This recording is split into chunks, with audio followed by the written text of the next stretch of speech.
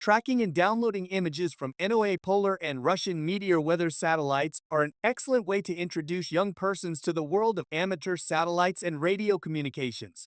True, they are not amateur radio satellites, but they are loud and always on. Using SDR dongle costing less than $50, a laptop computer that every kid already owns, and free software, youth can get their first taste of tracking a satellite across the sky using a smartphone app, recording a downlink, and printing out pictures of their own weather in real time. From there, it is a simple jump to listening to voice communications and printing a PRS packet conversations from the ISS, another easy to hear and predictable source of signals from space. Historically, Wixstom has been the software of choice for the popular hobby of decoding NOAA-apt weather satellite images with RTL-SDR and other SDRs.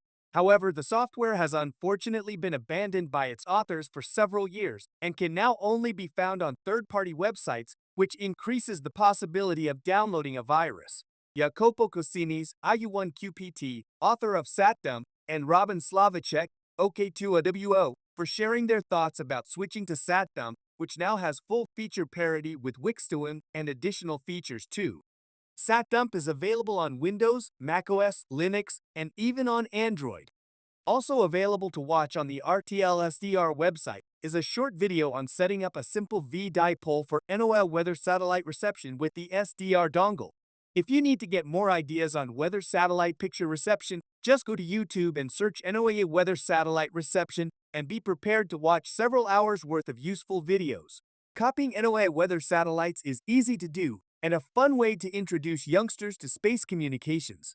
It could be the first step to getting that technician license.